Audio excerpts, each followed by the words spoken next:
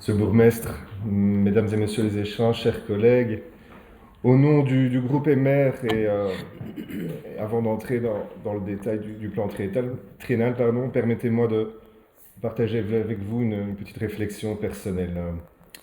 Mardi matin, je buvais mon petit chocolat chaud, je lisais la presse, je suis tombé sur des déclarations. J'étais un peu interloqué, je ne vais pas vous le cacher. Je lisais, vous l'avez lu évidemment, partagé. Défi dénonce le fait que le MR veut porter atteinte à la classe moyenne. Plus loin, les Verts affirment comprendre la hausse d'impôts, je le souligne, tout en pointant directement les libéraux. Je faillis m'étrangler, de rire. Parce que, encore une fois, pour Défi, après 12 ans dans la majorité, 6 ans avec la compétence budgétaire, vous osez nous renvoyer l'entière responsabilité de la situation actuelle sur un parti qui est en majorité depuis 6 mois. Parliez de vérité. Moi aussi j'aime la vérité. Et la vérité a ses droits. La vérité c'est quoi? C'est que des centaines de milliers d'euros, notamment liés aux recettes de stationnement, n'ont pas été perçus sous vos compétences. Parler de renoncement, d'attendre des choses concrètes, mais quelles sont les mesures concrètes qui ont été prises à l'époque? Quelles décisions courageuses ont été posées pour corriger ces trajectoires? Et ce, avant la fin de la législature précédente. Vous savez, aujourd'hui, certains veulent réécrire l'histoire. Mais la réalité budgétaire, elle ne ment pas. Toujours en parlant de vérité. Évidemment, si les résultats électoraux d'octobre dernier ont été si clairs, peut-être que les Éverrois ont même rendu leur verdict sur cette gestion. Ce que nous faisons, nous, ici, c'est prendre nos responsabilités, pleinement, sereinement. Nous avons, avec notre partenaire de majorité, passé de longues heures à construire un programme de législature solide, ambitieux et équilibré. Ce programme, ce plan triennal, est comme dans toute démocratie de coalition, parler de renoncement, nous on parle de compromis,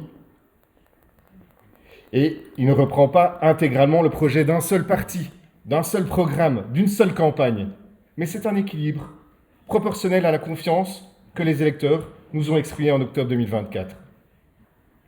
Et nous sommes fiers de ces avancées, de cet accord qui nous permet de concrétiser certaines choses. Et j'en veux pour exemple, puisque certains ont lu notre programme, certains ont lu le plan, des fois je ne sais pas dans quel sens, mais moi je voudrais vous parler de certaines choses qui étaient dans notre programme et qui sont remontées. Les finances responsables. La commune s'engage, réaffirme ne pas recourir à des augmentations récurrentes de la fiscalité. Nous savons pourquoi nous l'avons fait cette fois-ci. La rationalisation des dépenses, oui, c'est une responsabilité. Nous renforçons la sécurité. Vous parliez de la fusion, on n'en sait pas encore plus. De la réforme des normes, nous serons vigilants. Nous souhaitons une police de proximité. Parler de propreté, un thème majeur pendant notre campagne, la propreté publique. Les amendes sont doublées, jusqu'à 500 €. On double les caméras de surveillance. On renforce un service 7 jours sur 7. Extension des parcs à conteneurs. Plus de créneaux pour les enlèvements à domicile. C'est des choses concrètes. On parlait de gouvernance et de transparence. C'est une demande de longue date. Je sais notamment d'Écolo. On va retransmettre ces vidéos de conseils communaux en direct, comme c'est le souhait de notre part, de notre groupe, d'ici 2028. En termes de jeunesse, on va relancer les conseils de la jeunesse pour encourager encore plus la citoyenneté. On parlait santé, c'est important, la santé des jeunes, en termes de santé mentale, d'accompagnement dans les écoles, la création de permanence, c'est dans notre plan. Le partenariat structuré avec les mutualités.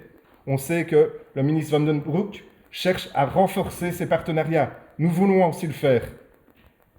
Le bien-être animal, ça a été dit, je le répète, désolé, l'installation de poubelles, de nouveaux espaces de liberté pour les chiens, pour les propriétaires.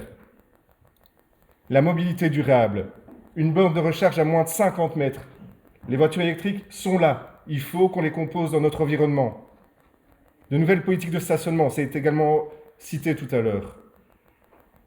Des logements accessibles, mon collègue M. Vervoort en a beaucoup parlé, mais je tiens également à préciser une demande du MR. Soyons vigilants aux Airbnb.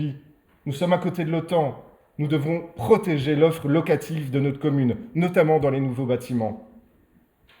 Le dynamisme économique local, ça nous tient à cœur chez les libéraux. On soutient nos commerçants, on renforce la promotion des associations de commerçants, au niveau de la logistique, au niveau des événements. On pose une étude, on va le faire, sur la faisabilité technique, légale et budgétaire de l'installation de bornes de stationnement intelligentes, comme ça se fait notamment à Woluwe-Saint-Lambert. Des activités, on en a parlé, guinguettes, food truck, parcours gourmand, c'est encore une fois dans notre programme. Le climat, avec notre échevin, avec des projets de communauté d'énergie, mais des projets également de réseau de chaleur et de stockage thermique, avec l'objectif des moins 47% de CO2 d'ici 2030. Et enfin, ce n'est pas une conclusion, il y en a d'autres, les espaces verts, l'intégration systématiquement du verdissement dans les projets urbanistiques, engagement pour protéger et développer les espaces verts, la rénovation des plaines de jeux, déjà enclenchée sous la législature précédente, et on continue sur celle-ci. Vous voyez, c'est sur cette base qu'on avance, avec un cap clair, une volonté partagée et un seul objectif. Et je pense qu'on le partage tous ici, c'est l'intérêt des Évérois. Et entendre l'opposition dire une fois que cette majorité est trop à gauche ou trop à droite, eh bien en fait ça me réconforte, nous sommes sur la bonne voie. Et pour conclure, et j'en resterai là, je souhaite plus personnellement remercier notre bourgmestre et les échevins pour leur patience, leur professionnalisme, lors de nos nombreux échanges sur la création de ce plan triennal, et aussi notre échevin, notre ingénieur poète du coin, pour son implication au collège et sa volonté de travailler dans l'intérêt de tous. Je vous remercie.